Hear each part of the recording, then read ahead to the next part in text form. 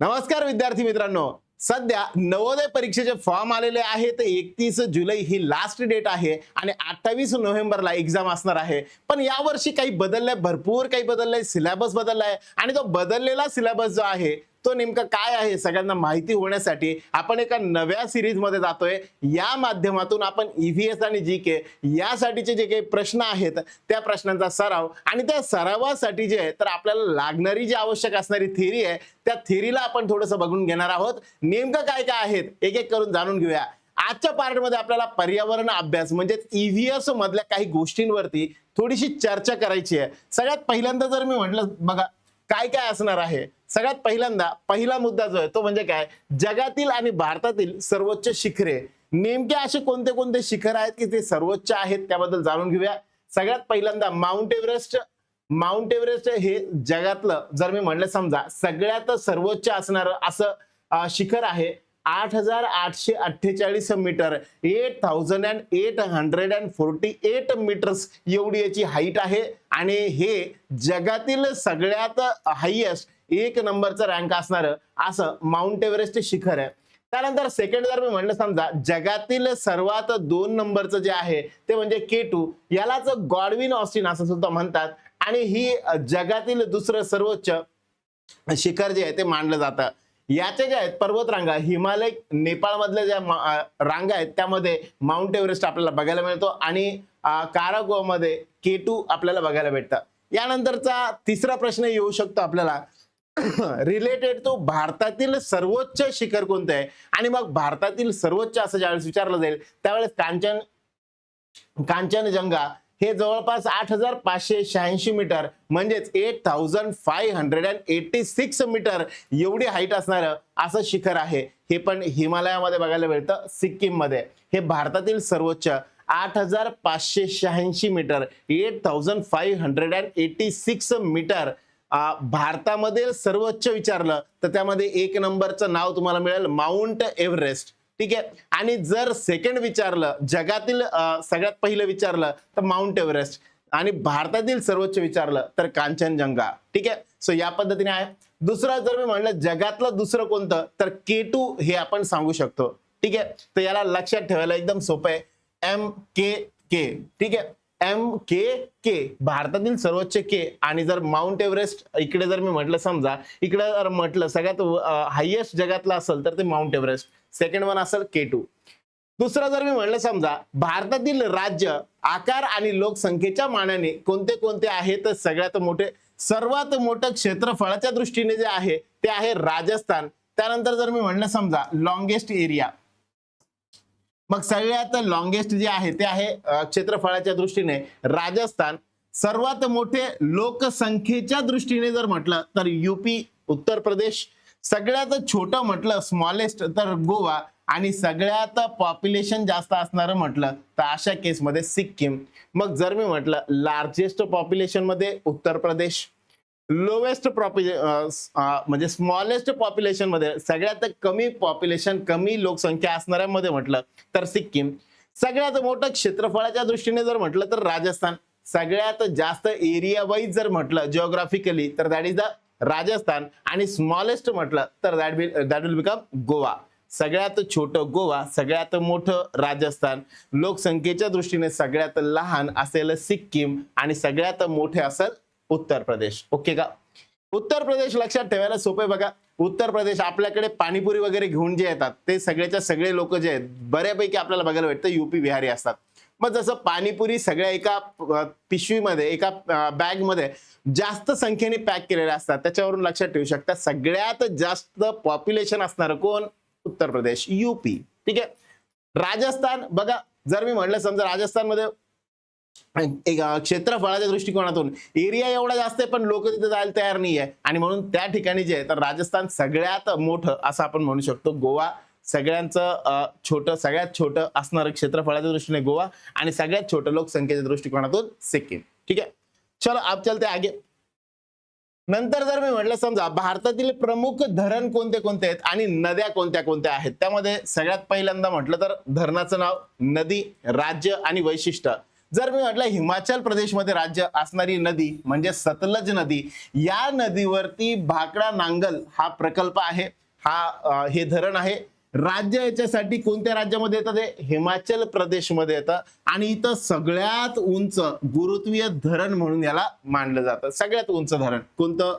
भाकरा नांगल. ठीक आहे. यानंतर येतं दुसरी नदी महानदी.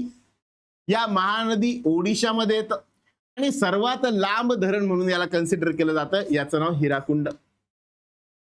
ठीक आहे. हिराकुंड, भाकरा नांगल, सतलज नदीवरती जे आहे SB म्हणू शकतो आपण. सतलज नदीवरती जे असेल ते भाकरा नांगल कोणत्या प्रदेशामध्ये, कोणत्या राज्यामध्ये? हिमाचल प्रदेशमध्ये. आणि गुरुत्वीय धरण म्हणून याला सगळ्यात उंच गुरुत्वीय धरण म्हणून ओळखलं जातं. हायएस्ट ग्रेव्हिटेशनल या अर्थाने आपण म्हणू शकतो. हिराकुंड महानदी जी आहे त्यामध्ये हिराकुंड ओडिशामध्ये आहे. सगळ्यात लॉंगेस्ट धरण म्हणून आपण त्याला कन्सिडर करतो. सरदार सरोवर नर्मदा नदीवरती जे आहे ते म्हणजे कोणतं? सरदार सरोवर गुजरातमध्ये हे येतं. सरदार वल्लभभाई पटेल यांच्या नावावरनं नर्मदा नदी गुजरातची आहे आणि म्हणून मग सरदार वल्लभभाई पटेल यांच्या नावानुसार सरदार सरोवर असं आपण लक्षात ठेवू शकतो. प्रमुख जलविद्युत प्रकल्प या ठिकाणी जे आहे ते आपल्याला बघायला भेटतात, भारतातील प्रमुख जलविद्युत प्रकल्प. आणि नंतर आहे भागीरथी नदी जी आहे त्या नदीवरती टिहरी नावाचा प्रकल्प जो उत्तराखंडमध्ये बघायला भेटतो. हे पण भारतातील सर्वात उंच धरणांपैकी एक आहे. सर्वात उंच म्हटलं तर भागीरथी, सगळ्यात लांब धरण म्हटलं तर महानदीवरती हिराकुंड, त्यानंतर जर मी म्हटलं गुरुत्वीय धरण जर म्हटलं तर त्या केसमध्ये सतलज नदीवरती असणारं भाकरा नांगल. आणि जर जलविद्युत प्रकल्पाबद्दल जर आपल्याला म्हटलं तर अशा केसमध्ये येईल कोणतं? गुजरात मधलं सरदार सरोवर. ठीक आहे, सगळ्यांना क्लिअर? अरे यस नो? चलो, पृथ्वीवरील नैसर्गिक प्रक्रिया, पृथ्वीवरती ज्या होणाऱ्या काही प्रक्रिया असतात, नॅचरल जे काही डिझास्टर्स असतात त्याच्यानुसार काही प्रोसेसेस आहेत. त्या नॅचरल प्रोसेस कोणत्या कोणत्या असतात जाणून घेऊया. The first one that is the condensation process, ज्याला म्हणतो आपण संघनन. And the first one that is the evaporation. Evaporation काय होतं? उष्णतेमुळे पाण्याचं वाफेत रूपांतर होतं. जर आपण बघितलं साठलेलं पाणी समुद्राचं पाणी आहे, मग त्या समुद्राच्या पाण्याची वाफ होते, त्याला आपण म्हणतो इव्हेपरायझेशन, म्हणजे वेपर्स मध्ये कन्व्हर्जन होणार. लिक्विड टू जर मी म्हटलं समजा लिक्विड पासून जे आहे तर गॅसियस स्टेट मध्ये जातं पाणी आणि त्याला म्हटलं त्या प्रोसेसला म्हटलं आता इव्हपोरेशन. मग हे इव्हपोरेट झाल्यानंतर जे आहे तर क्लाउड्स येतात आणि क्लाउड्स काय करतात? जल बाष्प थंड होऊन पाण्याचे लहान थेंब म्हणजे ढग तयार होतात. मग आता हे सगळे जे आहे हे पुन्हा एकदा काय होतं? कंडेन्स होतं. म्हणजेच काय एकत्र येतं, कंडेन्स होतं आणि मग ते झाल्यानंतर जे क्लाउड तयार होतात आणि तिथून पाणी पडतं आणि हे पाणी आल्यानंतर त्याच ठिकाणी नैसर्गिक आपत्ती म्हणजे फ्लड्स जे आहेत ते तयार होतात, पूर तयार होतात. नद्यांना जर आपण बघितलं असेल मग नद्यांना आलेलं उफान किंवा अतिरिक्त जलसंचय यामुळे पूर येतो. पूर रोखण्यासाठी जो काही पर्याय केला जातो त्याला आपण म्हणतो rain water harvesting. Rain water harvesting म्हणजे काय केलं जातं? पाण्याला जे तर काय करायचंय? स्टोअर करून ठेवायचंय, जमिनीमध्ये पोहोचवायचंय जेणेकरून त्याला परत एकदा वापरता येईल. ठीक आहे. आता येतं मृदा आणि पिकांचे वर्गीकरण. हे सगळं आपण जनरल बघतोय नेमकं काय काय EVS मध्ये पर्यावरणातल्या जेवढ्या पण गोष्टी आहेत त्या सगळ्यांना आपण शॉर्ट मध्ये बाजूला काढून काही मुद्द्यांवरती चर्चा करतोय. यावरती बेस तुम्हाला 10 प्रश्न वेगवेगळ्या पद्धतीचे हे भेटणार आहेत. रोजच्या रोज अशा पद्धतीचे क्वेश्चन्स जे आहेत ते तुम्हाला भेटतील.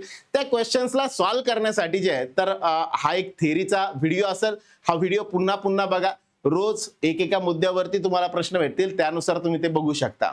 चालेल? चलो, आता पुढचा मी म्हटलं मृदा आणि पिकांचे वर्गीकरण. पिकांचे वर्गीकरण कसं होतं?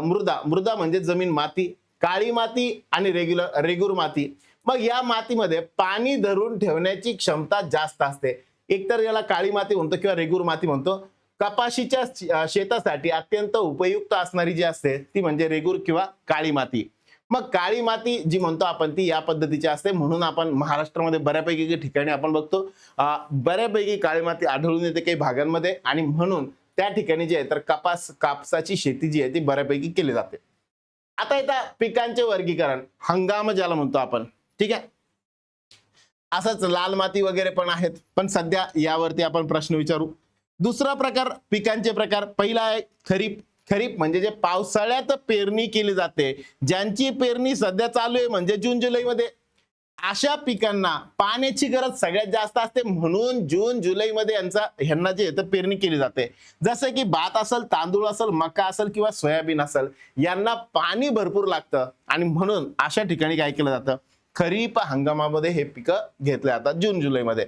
रब्बी हंगाम ऑक्टोबर नोव्हेंबर मध्ये याची पेरणी केली जाते. ज्यांची पेरणी हिवाळ्यामध्ये केली जाते त्यांना रब्बी म्हणतात. ज्यांची पावसाळ्यात केली जाते त्यांना खरीप असं म्हणतात. आणि ज्यांना जायद उन्हाळ्यामध्ये कमी पाण्यावर येतात त्यांना जायद असं कन्सिडर करतात.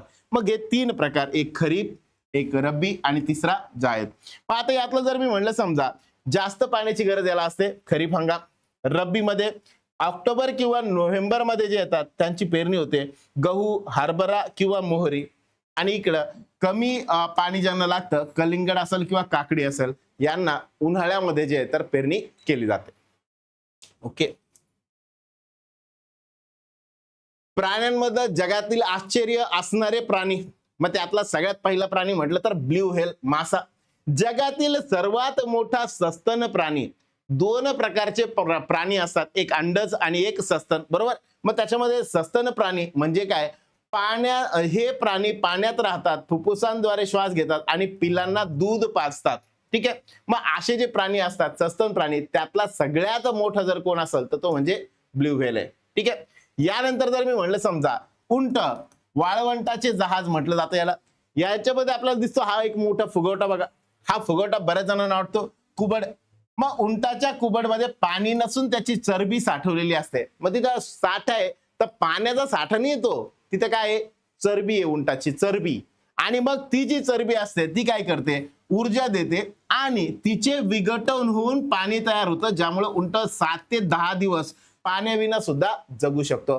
पाण्याशिवाय जगतो तो. का बरं, कारण ती चरबी जे आहे त्याचं विघटन केलं जातं, त्या चरबीमुळे एनर्जी येते, त्याचं विघटन होऊन पाणी तयार होतं आणि तेच पाणी जे आहे 7 ते 10 दिवस त्यांनी नाही पण पाणी पिलं तरी पण त्याला जगता येतं. ठीक आहे. वनस्पतींचे जीवनचक्र, हे सगळं प्राण्यांमध्ये काही प्रकार आपण बघितले. आता येऊ आपण वनस्पतींवरती. वनस्पतीमध्ये प्रकाश संश्लेषण आपल्याला माहिती आहे क्रिया. काय असतं प्रकाश संश्लेषण, आपल्याला खायला सुद्धा अन्न लागतं, फूड लागतं. तसंच झाडांना पण अन्न लागतं ना. मग झाड ग्रो होतं, वाढतं, तर कसं काय वाढतं, मग झाड ग्रो होत असताना त्याचं प्रकाश संश्लेषण होतं. मग फोटोसिंथेसिस असं याला म्हणतात. What is the meaning of photosynthesis. वनस्पतींचं स्वयंपाकघर म्हणजे पानं असतात. वनस्पतींचं स्वयंपाकघर म्हणजे कोण असतं, पानं. मग हे पानं काय करतात, CO2 कार्बन डायऑक्साइड, पाणी म्हणजे H2O, सूर्यप्रकाश आणि क्लोरोफिल नावाचा एक पदार्थ असतो, फार महत्वाचा आहे हा क्लोरोफिल. ठीक आहे. हा ग्रीन इन नेचर असतो, ह्याचं नेचर ग्रीन असतं. सूर्यप्रकाश, पाणी आणि कार्बन डायऑक्साइड यांचं मिक्सचर, स्टोमॅटा, लहान छिद्र जे होल्स असतात त्यांना आपण स्टोमॅटा म्हणतात. वायूंची देवाणघेवाण होते, त्यानंतर ऊर्जा यांच्या माध्यमातून हे सगळे इनपुट्स एकत्र येतात आणि ह्यांच्या माध्यमातून ऊर्जा आणि ऑक्सिजन बाहेर येतात. मग जे ऊर्जा येते त्या ऊर्जाला ग्लुकोज असं म्हणतो आपण. काय म्हणतो याला, ग्लुकोज. ठीक आहे. हे ग्लुकोज म्हणजे नेमकं काय असतं, कार्बन डायऑक्साइड C2, H12 आणि O6. पण हे आपल्याला सध्या एवढं जास्त गरजेचं नाही. आपल्याला साधं एक समजायचं की हे अन्न आहे. ठीक आहे. मग वनस्पतीला जे वाढीसाठी अन्न लागतं ते अन्न कशाच्या माध्यमातून तयार झालं, कार्बन डायऑक्साइड, पाणी, सूर्यप्रकाश आणि क्लोरोफिल यांनी मिळून जे तयार झालं ते अन्न जे आहे ते म्हणजेच काय, ग्लुकोज. त्यालाच ऊर्जा किंवा ग्लुकोज असं आपण म्हणतो. ठीक आहे. आणि याच्या माध्यमातून ऑक्सिजन जो आहे तो बाहेर फेकला जातो. ओके. आता येतं शेवटचा टप्पा, तो म्हणजे मानवी शरीर. मानवी शरीरामध्ये जर मी म्हटलं पचन संस्था आणि संवेदना, या दोन गोष्टी आपल्याला याच्यामध्ये विचारल्या जातात. मग ज्ञानेंद्रिय किती आहेत, मानवाला 5 ज्ञानेंद्रिय आहेत. मग 5 ज्ञानेंद्रिय म्हणजे नेमके कोणते कोणते, 5 सेन्सेस ज्याला म्हणतो आपण. What are the 5 senses of human body. मग काय काय आहेत, सगळ्यात पहिल्यांदा जर मी म्हटलं समजा, पहिला टच, त्यानंतर टेस्ट, त्यानंतर स्मेल, त्यानंतर मी जर म्हटलं समजा आईज, बरोबर. मग हे सगळेच्या सगळे जे आहेत ते आपले सेन्स आहे. बघणे, त्याच्यानंतर नाकाने स्मेल करणे, त्याच्यानंतर कानांनी ऐकणं, टच करणं आणि जिभेने टेस्ट करणं. ठीक आहे. तर एवढ्या गोष्टी ज्या आहेत, ह्या 5 सेन्स ज्या आहेत, या 5 इंद्रियांना आपण ज्ञानेंद्रिय असं म्हणतो. म्हणजे याचं 5 ज्ञानेंद्रिय, 5 जे असतील त्यांना आपण सेन्सेस असं म्हणून कन्सिडर करतो. मग याच्यात कोणकोणते आहेत हे इथं दाखवले. आईज, कान, नाक, जीभ आणि टच, स्पर्श, त्वचा. ठीक आहे. मग या सगळ्यांना ज्ञानेंद्रिय असं म्हणतात. ठीक आहे. यांच्यावरती बेस सुद्धा प्रश्न येऊ शकतात. इकडे पचन संस्थेमध्ये जर म्हटलं तर लहान आतडे, ह्या पद्धतीचे लहान आतडे असतात आणि मोठे आतडे, लार्ज इंटेस्टाईन आणि स्मॉल इंटेस्टाईन. पचलेल्या अन्नाचे आणि मुख्य पोषक घटकांचे सर्वाधिक अवशोषण इथेच होतं. मग हे जे लहान आतडे असतात इथं मॅक्झिमम अवशोषण होतं. जेवढे पण पचलेलं अन्न आहे ते या ठिकाणी त्यांच्यासोबत मिक्स केलं जातं आणि मोठे आतडे जे आहेत यांच्यामध्ये उरलेलं पाणी आणि खनिजे शोषून घेण्याची प्रक्रिया जी आहे ती या ठिकाणी होते.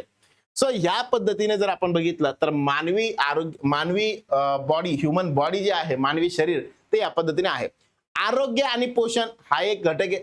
आवश्यक खनिजे, मग जे म्हटलं आपण की मोठ्या इंटेस्टाईन मध्ये, मोठ्या आतड्यांमध्ये जर आपण बघितलं तर काही गोष्टी खनिजे आणि पाणी म्हटलं, मग ते नेमके कुठून भेटतात? कॅल्शियम, मजबूत हाडे आणि दातांसाठी आवश्यक व्हिटॅमिन डी मुळे कॅल्शियम वेगाने अवशोषण होते. त्याच्यानंतर शरीराच्या वाढीसाठी आणि दुरुस्तीसाठी आवश्यक असलेला उत्तम शाकाहारी स्रोत म्हणजे डाळ, प्रोटीन्स ज्याला म्हणतो आपण. मग अंडे वगैरे नॉनव्हेज मध्ये एग्स, बरोबर, पण शाकाहारमध्ये कोण असतं? डाळ वगैरे असते. नंतर लोह, रक्तामधील हिमोग्लोबिन तयार करण्यासाठी, ऑक्सिजनच्या वहनासाठी अत्यंत गरजेचं असतं. ते कोणतं? लोह, हिमोग्लोबिन म्हणतो. बघा आपण म्हणतो काही जण आजारी पडले, ब्लड कमी झालं, रक्त कमी पडलं. मग ते रक्त कमी पडलं म्हणजे काय कमी झालेलं असतं? लोह कमी झालेलं असतं. याला हिमोग्लोबिन म्हणतात. ठीक आहे, ते कमी झालेलं असतं. आणि नंतर येतं आयोडीन. आयोडीन म्हणजेच काय? नमक. क्या आपके नमक में आयोडीन है? मग ते आयोडीन म्हणजेच काय असतं? मिठामध्ये जे तर एक असलेला घटक की जो घटक आपल्या घसा जो असतो त्याला पण मेंटेन ठेवतो, असा एक घटक आयोडीन. आणि एक जे म्हणतो ना आपण कंठ क्लिअर ठेवणं तिथे सगळं, तर ते काम याचं आयोडीनचं असतं. आयोडीन काय करतो? आयोडीनची जर कमतरता असेल, याच्यावर फेमस प्रश्न आहे बरं का, आतापर्यंत भरपूर वेळेस विचारला जातो, जिथे जिथे आयोडीन बद्दल विचारतात तिथे. याच्या कमतरतेमुळे कोणता रोग होतो? गलगंड नावाचा रोग होतो, यालाच खेंगा असं म्हटलं जातं. ठीक आहे. तर असे प्रश्न जे आहेत ते याच्यावरती विचारतात. ओके, हे आहेत आजार. मग म्हणून पर्यावरण आणि वैयक्तिक स्वच्छता कशी ठेवली पाहिजे? जैव विघटनशील कचरा, कचरा जो आहे, जो काही विघटन होणारा कचरा आणि न विघटन होणारा कचरा, असं कचऱ्याला सेपरेट करा. जर असं सेपरेट केलं तर आणि तर आपल्या बायोडायव्हर्सिटीमध्ये, आपल्या एन्व्हायरमेंटमध्ये, पर्यावरणामध्ये एक चांगल्या पद्धतीचं एक विघटन होणारे जे घटक आहे ते मातीमध्ये जातील, तर त्यातून विघटन त्यांचं होईल आणि माती, मृदा जी असते ती अजून जास्त चांगली बनेल. पण हे प्लास्टिक जर याच्यामध्ये गेलं तर हे विघटन होणार नाहीये, लवकर होत नाही. 20-20 हजार वर्ष राहणारे असे काही घटक आहे, असे काही प्लास्टिक आहेत जे 20-20 हजार वर्ष सुद्धा सस्टेन करतात, ते विघटन होणार नाही. मग अशा केसमध्ये ह्यांना, हे जे आहेत ह्यांचं आपण प्रॉपर सेग्रिगेशन करणं, प्रॉपर विल्हेवाट लावणं हे खूप जास्त महत्वाचं आहे. केळ्याची साल, जीवाणू आणि बुरशीद्वारे यांचे नैसर्गिकरित्या विघटन होते. विघटन होणे म्हणजे मातीत मिक्स होणे, मातीत मिसळते. प्लास्टिक, काच किंवा अल्युमिनियम हे विघटनशील पदार्थ नाहीये आणि म्हणून ते प्रदूषण वाढवतात. मग पोल्युशन कोण वाढवतं? अविघटनशील पदार्थ. म्हणून अशा पदार्थांना आपल्याला काय करावं लागेल? यांना सेपरेट करून रिसायकल करा आणि रियूज करा. रिसायकल करा आणि रियूज करा. रोगाणूंचा प्रसार रोखणे, शौचालयाचा वापर केल्यानंतर रोगाणूंचा प्रसार रोखण्यासाठी सर्वात प्रभावी मार्ग म्हणजे साबणाने हात धुणे. कधी कधी खेळायला जातो आपण, खेळून आलो आणि मग डायरेक्टली जेवायला बसलो, व्हॉट विल हॅपन?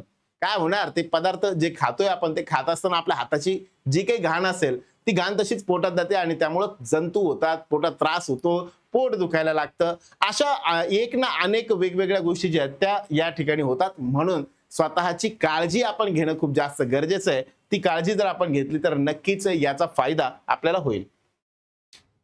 आता येतो पुढचा मुद्दा, भारताचे संविधान.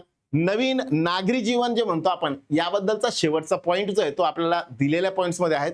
मग नागरी जीवन, सामाजिक जीवन ज्याला म्हणतो आपण, ते सामाजिक जीवन काय आहे? तर त्यातला एक पहिला मुद्दा घेतला आपण, भारताचे संविधान. भारताचं संविधान काय आहे हे प्रत्येक विद्यार्थ्याला माहिती असणं गरजेचं आहे आणि म्हणून हा पार्ट सुद्धा EVS मध्ये यांनी ऍड केलेला आहे. मग यामध्ये सध्या मी जर म्हटलं, समजा काय काय प्रश्न विचारले जाऊ शकतात. सगळ्यात पहिला प्रश्न, 26 नोव्हेंबर 1949 रोजी संविधान स्वीकारले गेले होते, म्हणून त्याला संविधान दिवस असं 26 नोव्हेंबर या दिवसाला म्हणतात. याच्याच 2 दिवसानंतर आपली परीक्षा असणार आहे. 26 नोव्हेंबरला संविधान दिवस आणि नंतर लगेच 28 नोव्हेंबरला आपली परीक्षा. ठीक आहे, लक्षात राहील. त्यानंतर यावरती ज्या दिवशी हे लागू केलं देशामध्ये त्याला म्हणतात 26 जानेवारी 1950. या दिवशी हे देशामध्ये लागू करण्यात आलं आणि म्हणून तो दिवस जो आहे तो प्रजासत्ताक दिवस असा म्हणून मानला जातो. आणि महत्वाचे व्यक्ती यामध्ये जनक आणि मसुदा समितीचे अध्यक्ष जे होते डॉक्टर B.R. आंबेडकर आणि इकडे संविधान सभेचे जे अध्यक्ष होते ते होते डॉक्टर राजेंद्र प्रसाद. पण मसुदा तयार करणं आणि ह्याच्यासाठीचं फाउंडेशन ठेवणं हे सगळं काम डॉक्टर बाबासाहेब आंबेडकरांनी केलेलं आहे. आणि म्हणून भारताचं जे संविधान आहे त्याचे शिल्पकार म्हणून आपण जे ओळखतो ते आपण डॉक्टर बाबासाहेब आंबेडकर यांना भारतीय संविधानाचे शिल्पकार म्हणून आपण ओळखतो. याचं एकमेव कारण काय? याचं एकमेव कारण म्हणजे हेच की कारण जनक पण आहे आणि मसुदा जे काही कंटेंट तयार करण्यात आलं ते त्यांच्या आधी अध्यक्षतेखाली त्यांच्या म्हणजे त्यांनी जे डिसाईड केलं त्या पद्धतीने तयार करण्यात आलं. अध्यक्ष जरी संविधान सभेचे अध्यक्ष जरी डॉक्टर राजेंद्र प्रसाद असतील तरी पण जास्तीचं जे काही त्यामध्ये कॉन्ट्रीब्युशन म्हणू शकतो आपण ते जास्तीचं यांचं होतं. म्हणून डॉक्टर बाबासाहेब आंबेडकर यांना आपण संविधानाचे शिल्पकार असं म्हणतो. यानंतर पुढचा मुद्दा दळणवळण आणि निवारा. अवजड वाहतूक होण्यासाठी समुद्री जहाज हा एक सगळ्यात जास्त पर्याय वापरला जातो.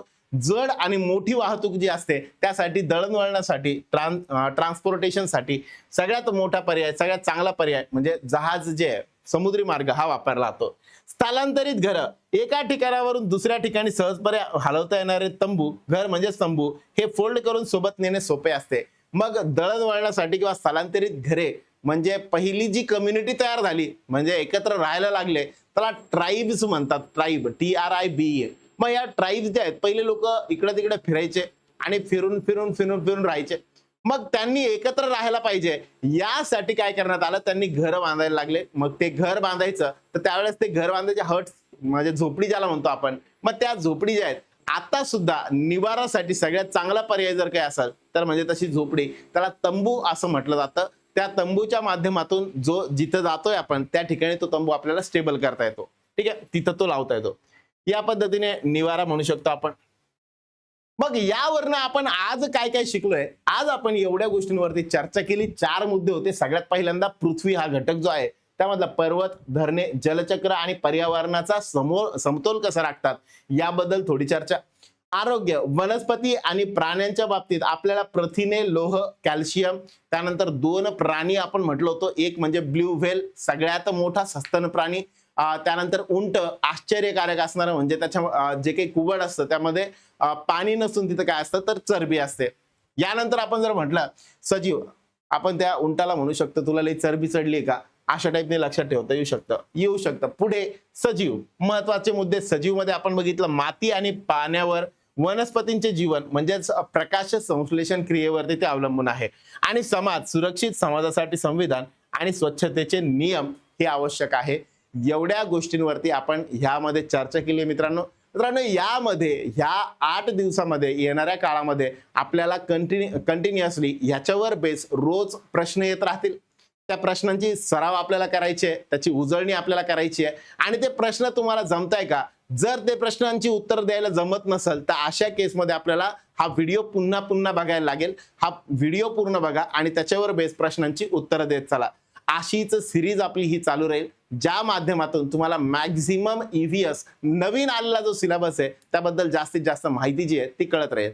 Thank you very much. अशाच वेगवेगळ्या गोष्टींसाठी चॅनलला सबस्क्राईब करून ठेवा, लाईक करा आणि हा व्हिडिओ मॅक्झिमम जे लोक नवोदयची तयारी करतायत त्यांच्यापर्यंत नक्की पोहोचवा. अजून तुम्हाला वाटतंय की नवोदयची तयारी अजून तुम्ही सुरू केलेली नाही, अभ्यास सुरू केलेला नाही, अशा लोकांनी आपलं मास्टर ज्युनियर हे ऍप डाउनलोड करा.